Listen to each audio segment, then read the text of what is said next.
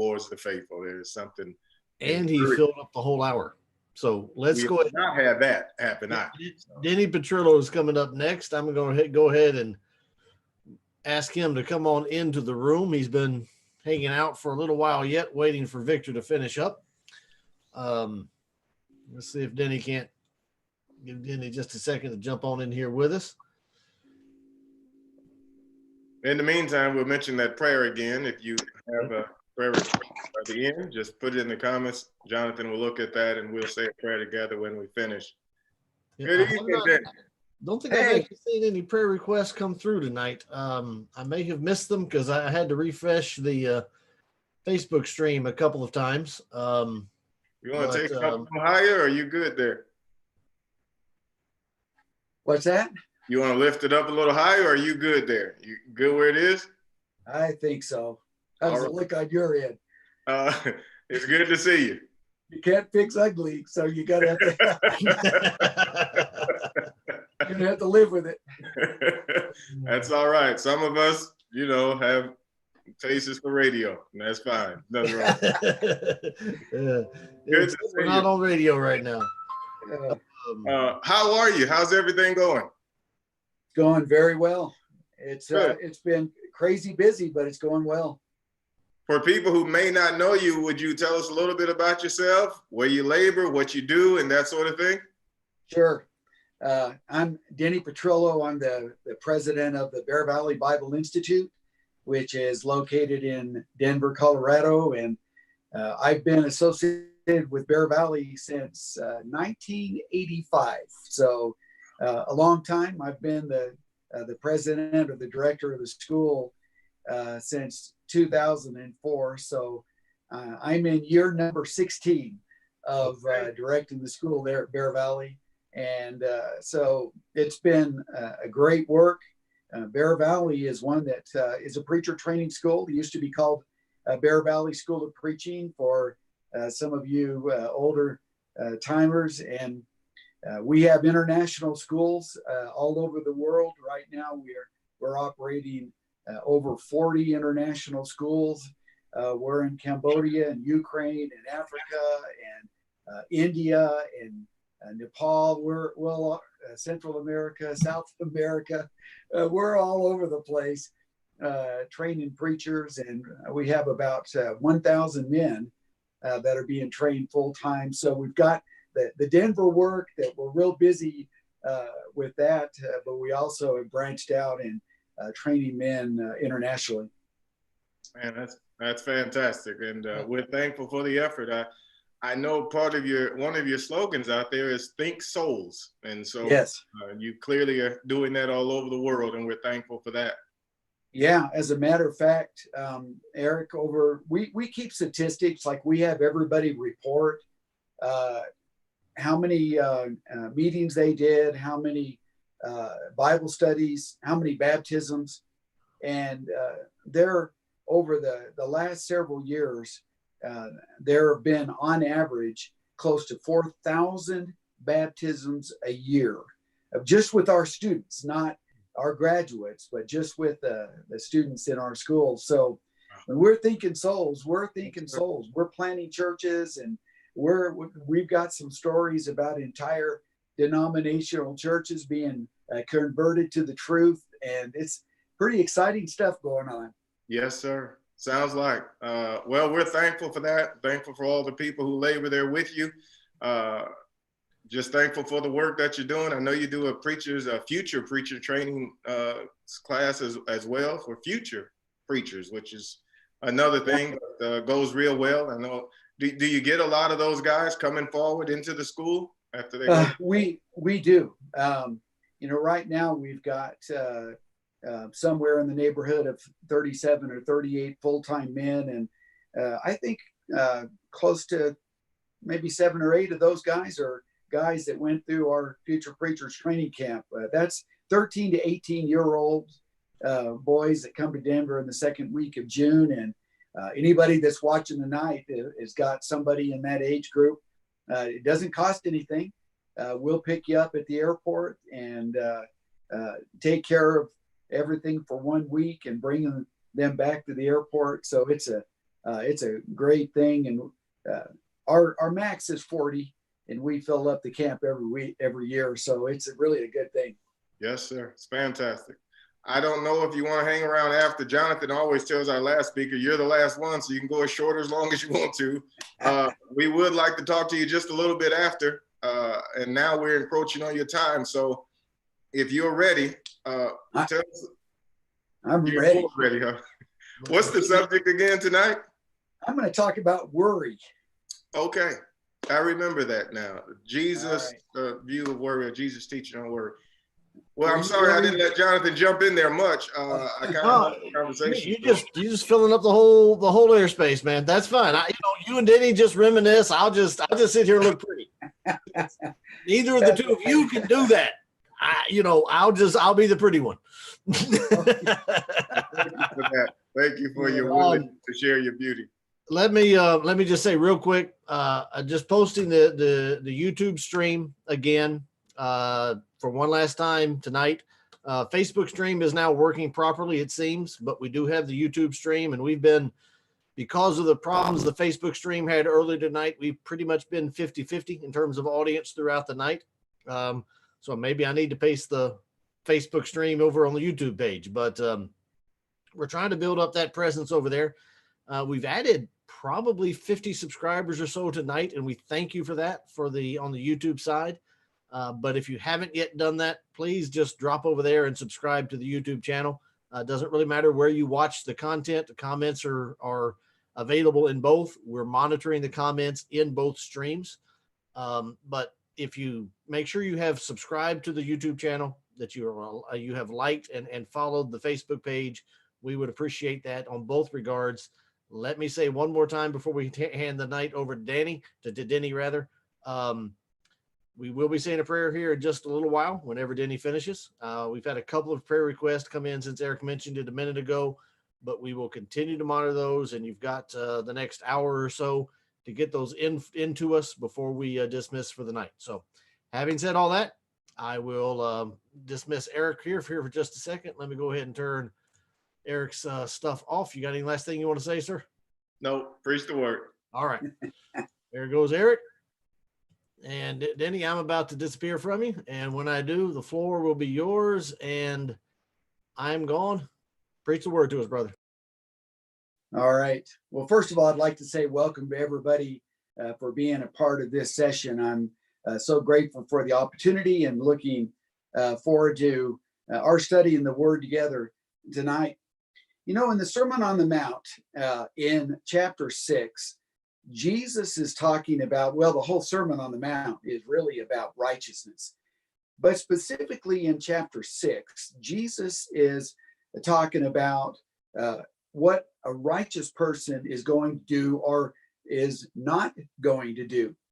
And it all begins in chapter 6 and verse 1. And I'm going to be reading out of the New King James tonight, but the New King James, unfortunately, is not a good example in verse 1 because the text literally says, do not, and then he talks about practicing your righteousness to be seen of men. All right, so Jesus is actually going to talk about a number of things that righteous people are not to do. And the first thing that he talks about are acts of charity, doing acts of benevolence for other people. And he says, don't be like the hypocrites that love to be seen of men in the things that they're doing with their acts of charity, but you need to be someone that when you do this, when you give your alms or however your translation reads, you don't let the right hand know what the left hand is doing. And then he moves to a second category of righteousness, and that's the idea of prayer. And again, he says, when you pray, do not do this. And he talks about negative aspects of what people do when they pray. They love to be showy. They love to be seen of men. They love to have these long, drawn out prayers. And Jesus says, no, don't do that. And then he teaches the way that you should pray. And then he moves to a third area of righteousness, and that is fasting. And he says, when you fast, do not be like the hypocrites. And, they put on a face, they act like they're all sad and all depressed. And they really look like they're fasting because they're doing it to be seen of men. But a righteous person, when they give things to others, it's going to be private. When they pray, they go into the inner room. It's not a show at all. It's a communication between them and God. That's the way righteous people are. Righteous people fast, and when they fast, they shave, they clean up. No one is going to be able to tell that they are fasting. And then Jesus moves to a fourth area of righteousness, and he talks about money and laying up your treasure in heaven, and not being like those. He said, do not lay up treasures upon the earth. So again, you'll notice that he's talking about things not to do. A righteous person is not going to be focused on money. A righteous person is not going to store up treasures on earth, but it's going to store up treasures in heaven. And then he gets to the section that I want to talk about tonight, and that is not to be anxious or not to worry. When we think about righteousness, worry is really the second longest topic that Jesus addressed in chapter 6. Prayer was the longest, but worry was the second longest. And so Jesus is really touching on something that is very much a part of our world today. We have a problem with worry. The people during Jesus's time had a problem with worry. And worry is something that's universal. I mentioned that we've got schools all over the world. One time I was asked to teach a Bible class about 30 seconds before the class was to begin. And I thought, what on earth am I going to give a Bible class on? And I decided to give a lesson on worry. And while I was giving this lesson, I'm thinking, this is probably not at all communicating to these people. They probably are not plagued with worry at all, like Americans are. Well, after class was over, there were probably 30 or 40 of those African brethren that came up and said, you could not have picked a more timely subject for us because we worry about everything. I said, what kind of stuff do you guys worry about? And they said, well, we worry about the crops. We worry about malaria. We worry about our kids getting sick. We worry about being able to feed our kids. And they gave me a long list, and I'm thinking, yeah, worry is a problem. It is a worldwide problem for sure. So we've got the coronavirus going on right now. And so I thought, I'm going to Google the coronavirus and worry. And there were 67 million hits when I Googled worry and the coronavirus. So Eric, I apologize. I was only able to read a couple million of those, but I wasn't able to get to all 67 million. But anyway, this is what is happening with worry and the coronavirus. Did I wash my hands enough? Or did I wash them thoroughly enough? I'm wearing a mask. Is the mask on right? Is the mask going to work if I encounter somebody that's got the virus? They worry, if I have it, will I infect others? Or will others infect me? So they're worried about, will I get it? And some people are worrying, will I have an opportunity to get a test, to be tested whether I have the virus or not? And if I do get a test, is the test going to be accurate or not? And then what if I'm told that I have it? Will I be able to get any medicine? They worry about that. Will I be able to afford the medicine if it is available? And one particular lady said, I sure hope those aren't like those horse pills. I hate trying to swallow those big old horse pills. So she worried about the size of the pills to treat the corona virus. And then worry about, will I be able to recover? Will my family get it? Will I lose my job? Will I be able to pay the bills? And on it went.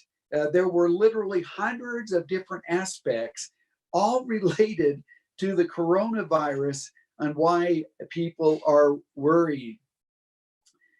Scholars tell us that worry is basically broken down into the following categories. 40% of the things that we worry about are things that will never happen. We're just all worried about something that might happen. And according to these experts, you worried about something, but it never did happen. So in this case, you worry about getting the coronavirus, never did, but you were all stressed about it. You were all worried about it. 30% center on things that have already happened. All right. They're in the rear view mirror. They're in the past, and it's over. You can't change it. You know, for example, you get in a car wreck. Well, you worry about that car wreck. Well, guess what? You were in the car wreck. You can't undo it now. It's happened. But there are people that worry about things that you just can't change. It's over. It's happened. 12% of what people worry about do focus on health concerns. And I imagine that percentage has shot way up in the last couple of months. But 12% are on health concerns, but it's basically like this. What if I get, then fill in the blank. What if I get cancer? What if I do get the coronavirus? Or what if I get this or that maybe was something that was a part of family disease or whatever. But there's no evidence. The scholars say that they're worrying about these health concerns, but there is zero evidence that they have that problem, or they're going to get the cancer, or they're going to get the virus, or whatever they're talking about. And then 10% of what people worry about have to do with temporary trivials. All right, so I knew I was going to be on video tonight. And so, you know, is my collar okay? And does my hair look okay? And you're thinking, there's not a whole lot to worry about up there. I get that, but still, you know, you say, how is it going to look? Am I dressed okay? You know, we worry about temporary trivials, and so 12% of the things that we worry about fall into that category, or 10%. And then that leaves us with 8%. And 8% are legitimate things that we should have concern over, that we should have care over. And I want to talk about those toward the end, and then what should be the Christian response to those things. But here is an interesting Bible fact. Did you know that sometimes worry is unacceptable, like in this text that we're looking at in Matthew 6, and then we're going to actually focus on the text in Matthew 12 and Luke 12. But sometimes worry is acceptable. And your first thought might be, well, they're probably different Greek words, but no, they're actually not different Greek words. It's the merimnao is a Greek word. It's spelled MERIM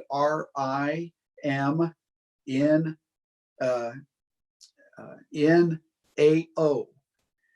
And look at some of the passages outside of the text that we're going to look at that talks about worry. For example, look at Philippians chapter 4 and verse 6. Turn there real quick. Philippians 4 verse 6. Be anxious, there's that word, be anxious for nothing,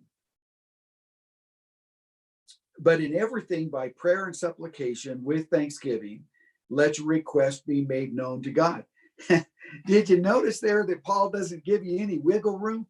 Be anxious for nothing.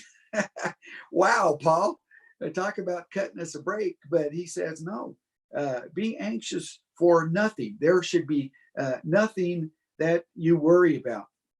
Look at Luke chapter 10, there toward the end with Mary and Martha. Jesus answered and said on Luke 10 verse 41, Jesus answered and said to her, Martha, Martha, you are worried and troubled about so many things.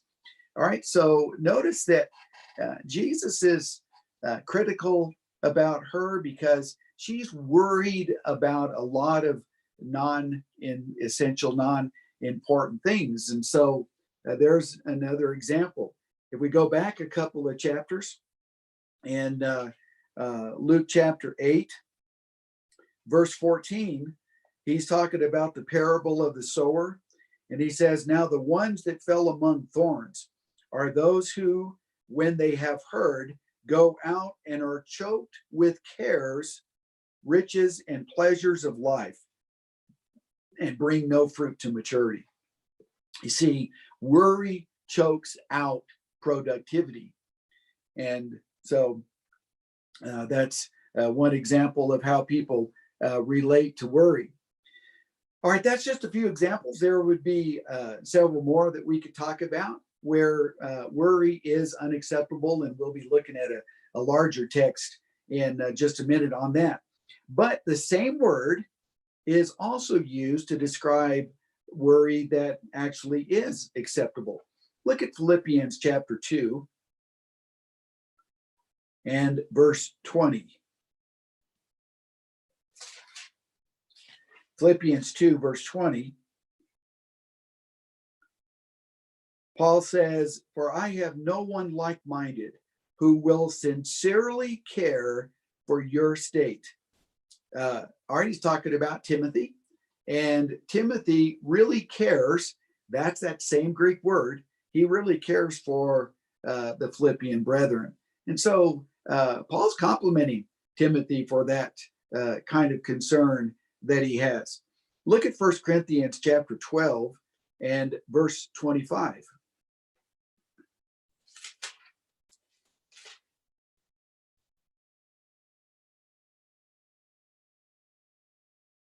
He says there that there should be no schism in the body, but that the members should have the same care for one another. All right, care, a concern. Now, notice that the translators don't translate it anxiety or worry, but it is the same word that is found in that text in Matthew 6 and Luke 12. And then 2 Corinthians, let's take a look at that one. 2 Corinthians chapter 11, I believe it's verse 28. Yeah, Paul says, besides the other things, what comes upon me daily, my deep concern for all the churches. All right, so Paul, he worries about the churches. So those are examples of where worry is acceptable. All right, so let's focus in Luke chapter 12, beginning with verse 22, on what it is that Jesus did say about worry. Again, I'll be reading from the New King James, starting in Luke 12, verse 22. He said to his disciples, therefore I say to you, do not worry about your life, what you will eat, nor about the body, what you will put on. Life is more than food, And the body is more than clothing. Consider the ravens, for they neither sow nor reap, which have neither storehouse nor barn. God feeds them.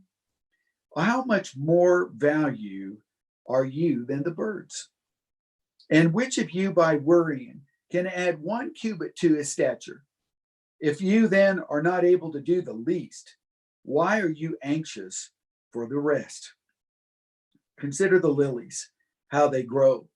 They neither toil nor spin, and yet I say to you, even Solomon in all his glory was not arrayed like one of these.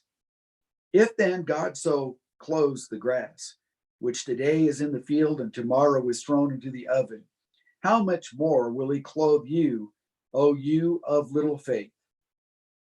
And do not seek what you should eat, or what you should drink, or have an anxious mind.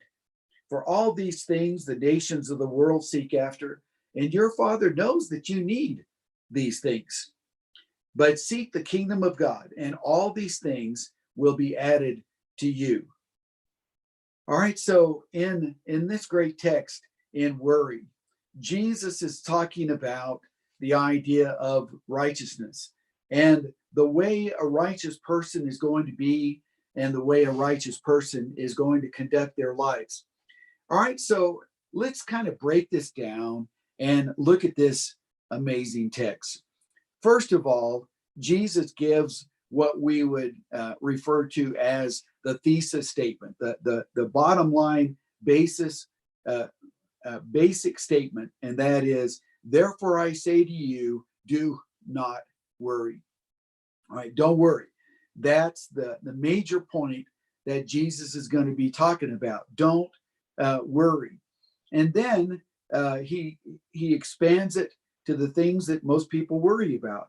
Worry about your life, worry about what you're going to eat, worry about the body, worry about what you're going to put on. So those are the things that people worry about. And Jesus simply said, do not do this. And then what he does is he wants to give a basic point. Life is more than food, and the body is more than clothing. What does he mean by that? There's so much more to our existence and our relationship with God and with other people that is far more important than being so wrapped up and burdened with all of these worries. Because the fact of the matter is, worry is something that stifles productivity, that dampens enthusiasm. And you've got to know that worry is going to be counterproductive to being the kind of person that God wants us to be and doing the kind of things that God wants us to do. All right. Then he gives illustrations. Illustration number 1, verse 24, consider the ravens. All right. So we're looking at these kind of birds, and Jesus makes some observations. They neither sow nor reap. They have neither storehouse or barn. All right. But God feeds them. All right. So how important are birds? Well, Jesus says, of how much more value are you than birds? But God takes care of them. And so if God is going to take care of the birds and feed them and make sure that they have the shelter that they need and the food that they need, then you're so much more important to God than that. And so why worry about that? Because the birds are such a perfect illustration that God's going to take care of us. Now, this is not to say that birds don't work. If you've ever watched birds, we should be so busy as the birds. They're constantly working. The point isn't that they sit around and just let God bless them and give them everything they need. The point is they don't worry about it. They do their work. They do what birds do, and God takes care of their needs. And so there is no worry about that. And then illustration number 2, verse 25. And which of you by worrying can add 1 cubit to his life's stature? There's a little bit of difference of opinion on whether Jesus is talking about the length of your life or the height. Now, I can guarantee you that worrying about your height doesn't work. Eric is probably laughing at me right now because he knows that I'm a short guy. I could worry and worry and worry. It's not going to make me 1 inch taller. That's for sure. Or maybe he's talking about lifespan. As a matter of fact, if that's what Jesus means, and it looks like the text in Matthew actually is talking about the length of someone's life. Experts have proven that worry shortens life. It doesn't lengthen life. And so again, it's counterproductive to the end goal. When people are worried about dying early, well, it's not going to do you any good to worry about those things. So that's illustration number 2. And then he says in verse 26, and if you then are not able to do the least, why are you anxious for the rest? Even the smallest little trivial things, if you can't even handle those, then why would you worry about other things? We're just out of our league. We're out of our lane. We're not acting appropriately when we can't even handle the little things in life. And so worrying about those things just is not at all befitting a Christian. And then in verse 27, he gives illustration number 3, and that's the lilies. All right, illustration number 1 is the ravens. Illustration number 2 was your height. Now, illustration number 3, the lilies. Consider the lilies, how they grow.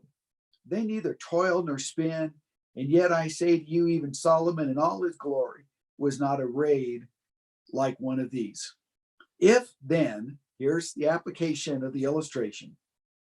If then God so clothes the grass, which today is in the field and tomorrow is thrown into the oven, how much more will he clothe you, O you of little faith?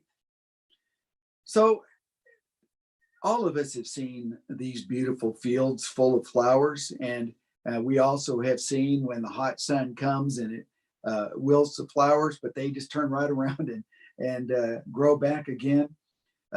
Well, Solomon says they neither toil nor spin. They're beautiful. They're taken care of. They're able to show their beauty and splendor to the world, and they didn't do anything in order for that to happen. It's a part of God's wonderful creation and God's care for even flowers in the midst of a field. I remember recently I was flying into New Hampshire, and it was fall, and the beautiful colors. I'm looking down at these acres and acres of land with all of the beautiful colors that are found in the Northeast. And these are remote locations. Very few people are going to even see the vivid colors that are on display with the various trees that are in that area. But yet it's a part of God's marvelous creation and taking care of things, even in remote places. But that's Jesus's point, is God, he can take care of the lilies. He can give them what they need in order to display their splendor. And even Solomon never had it that good, never looked that good. Solomon, you're looking good. Well, he wasn't looking as good as a field full of lilies. And so Jesus's point is, you should have enough faith that if God's going to take care of flowers in a field, then he'll take care of you. And Jesus really calls it like it is in the last part. And I've always thought that was really almost like his poking his finger in our chest or pointing his finger at us and saying, "Oh, you of little faith." Because how true that is. How true it is that we are plagued with worry rather than really have faith. And this is the real key to what Jesus is talking about. It's not faith in me. It's not faith in you. It's not faith in the government. It's not faith in my bank account. It's faith in God. And my faith in God is why I don't worry. That's Jesus's point. And it's a shame that there are so many that would plead guilty. I'm one of those that has little faith, but it's little faith in God. And then in verse 29, he repeats the thesis statement. Notice that. Do not seek what you should eat or what you shall drink, nor have an anxious mind. So in this, Jesus is the perfect illustration of what makes a sermon great. You know, you state your thesis, and then you talk about it, and then you restate the thesis to make sure everybody's still staying with you and they understand exactly what you're talking about. Jesus says, okay, time out. Let's remind ourselves what we're talking about. We're talking about not having enough faith, worrying about things. So he just simply says, do not seek what you should eat, what you should drink, or have an anxious mind. That's just not something that you should do. And then in verse 30, he gives illustration number 4, and that's the Gentiles. He says, for all these things, the nations of the world seek after, and your Father knows that you need all these things. All right, so people of the world are worriers. And so what is it that separates the people of God from the people of the world? Well, I just gave the answer in my question. We're people of God. And if we're people of God, then we're not going to be worrying about things, but there's going to be that faith and that trust in God. And that's the way it's supposed to be when we have the kind of relationship with God that we're supposed to. And then Jesus says, and oh, by the way, he knows that you need these things. God knows that we need food. He created us. He knows that we need clothing and that we need shelter. So he's the one that made us. And he made us where we need those things, but he made us that way because he wants us to rely on him. He wants us to turn to him and put our confidence in him. And so he says, don't keep doing this. Don't keep worrying. But instead, if you're not going to seek for food and clothing and shelter, what should you seek after? Verse 31, seek the kingdom of God, and all these things will be added to you.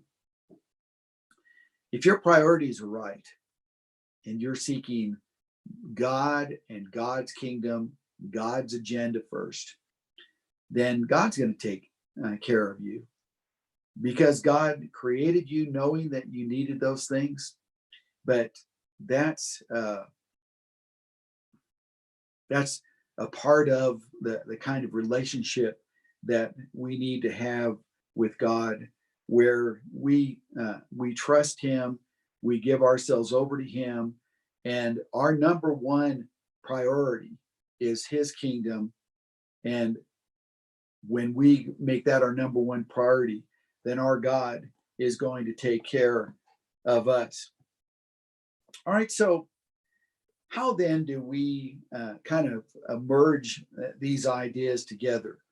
Because you may be saying, and you're not alone, I'm a worrier, and I plead guilty that I worry about things. I worry about finances. I worry about health. I worry about the coronavirus. I worry. I'm worrying about my kids. I'm worried about my marriage. I'm worried about my job. I'm worried about the government. When Jesus is talking about that, he wants to make 3 observations about worry. First of all, he wants to make the observation that worry is unnecessary. If you go back to verse 24, the birds are those that are taken care of. It's unnecessary for them to worry because God's got this. He's saying, I got this covered. So birds, you just do your thing and I'm going to take care of you. So worry is unnecessary.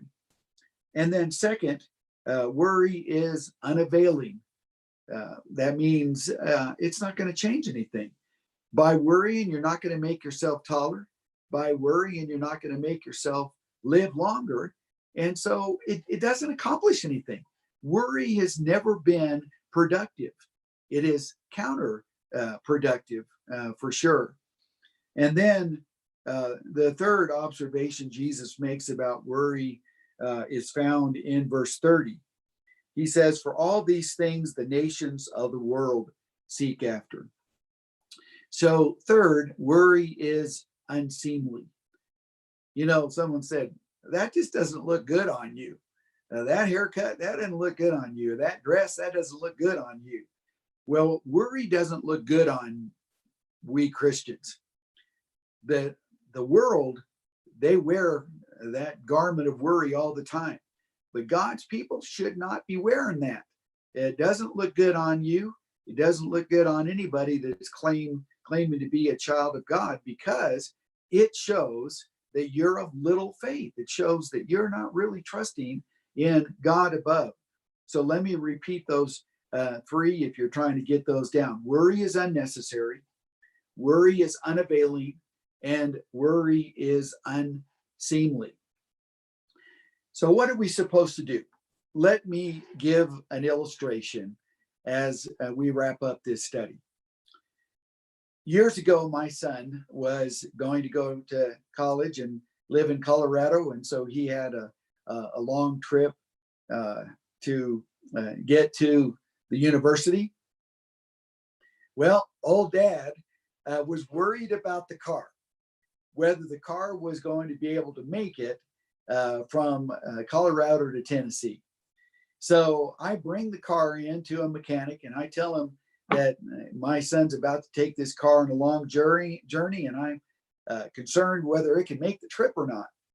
And so I said, check it out from head to toe, stem to stern. And so he said, all right. And so he had the car for a couple of days and then he gave me a call and said, you know, come on in, I'm done with your son's car. And so $1,200 later, he tells me the car is good to go. There should be no problem getting him thousands of miles down the road to college. All right. My concern led me to action to do what it is that I could do. That is to bring the car in, have a professional look at it, and fix what needed to be fixed. And so the appropriate side of worry is our concern, is where it motivates you to do what it is that you can do. All right. So if you're concerned that you have a disease, go to a doctor and have him do a series of tests to determine if in fact you have the disease. But do what it is that you can do. And then, and here's the hard part, you don't worry about it anymore. If you've done all that you can do, then it's time to practice 1 Peter 5:7. Cast all your cares upon him, for he cares for you. Everything that is a care or a concern of yours, give it to God. Because as Peter so beautifully says, we have a God that cares about us. We're more important than birds. We're more important than fields. We're more important to God than anything that's a part of his creation. He cares about us, and he doesn't want us to worry, but instead he wants us to give those cares to God. So I did what I could do with my son's car. And then I watched him drive away and I didn't worry about it anymore. I prayed about it. I prayed hard about it. But I gave it to God and trusted that God was going to take care of that, because it was from that point on out of my control. What else could I do about it? So if a doctor says you're not sick, then why would you continue to worry about that? So here we are, and this is the valuable lesson that we learn from the teachings of our Savior. And that is, do what you can do, but once you've done, give it to God, trust Him, rely on Him, really show yourself not to be a person of little faith, but a person of great faith that goes through life with a smile, with confidence, trusting that it's all going to work out according to God's great plan. And you're His child. He cares about you. You know that, you believe that, and you live like you believe that. So, Eric, Jonathan, how about that? You want to wrap this up? Yes, sir. As soon as Jonathan turns my video back on, I'll join you by way of looking at you. Hopefully you can hear me. I can hear you. The sermon was outstanding. The teaching was just fantastic. Thank you so much. Thank you, brother. I knew you would do a great job, man, and you did. Really appreciate the dissecting of Luke 12 there and helping us understand that there are times and occasions to worry, and it's acceptable, and that God is, you know, as you said, Paul makes it sound very tough over there. Don't worry about anything ever. Yeah. That would be very challenging. A lot of people struggle with that. So I think you really helped a lot of people tonight to understand. So. Yes, sir. Yeah. No doubt about it. And I didn't laugh at your height until you mentioned Eric is probably laughing, and that's when I started to laugh, just for the record. I wasn't laughing before that. Yeah, I appreciate it. I do not know where our fearless leader has gone tonight. I do not know. He was thinking that I was going to be longer winded than I ended up being, I think. So, well, no, you were great. That's, you know, actually 48 is perfect, because that would have allowed us enough time to finish, wrap up with prayer. Very good. Yes, very sir. Good.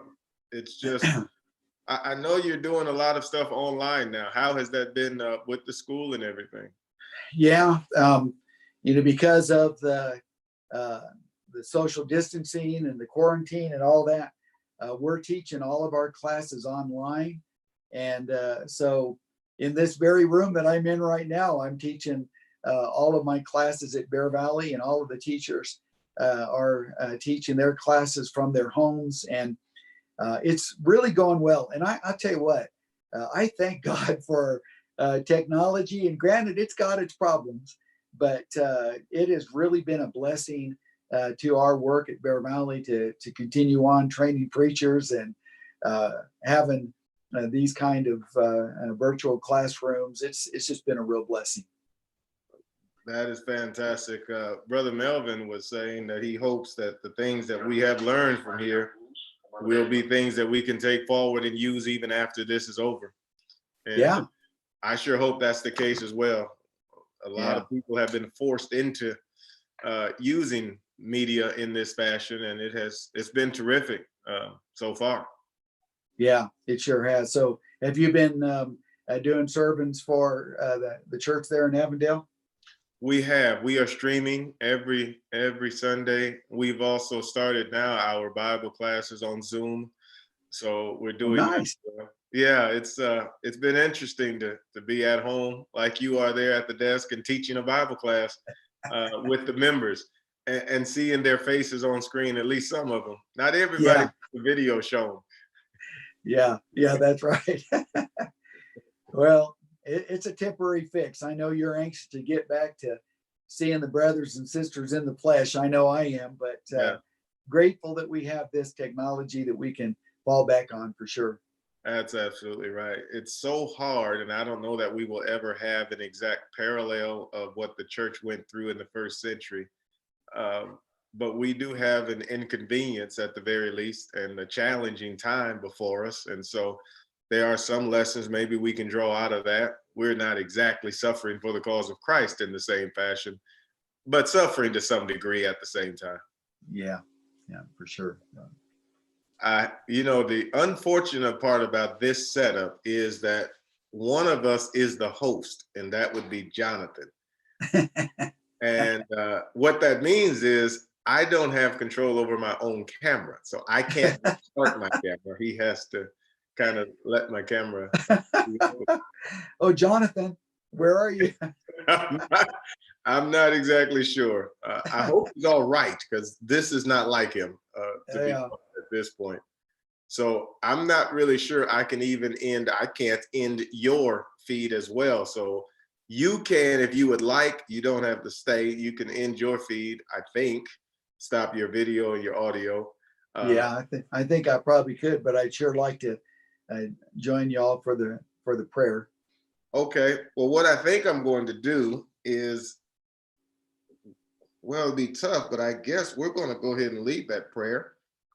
I've actually, since nobody can see me, I've actually called Jonathan, and I didn't get an answer there either. So that is making it a little more challenging. This is one of those things, though, when you're doing stuff live, sometimes you don't know the problems you're going to run into until you run into them. That's right. Well, Now that we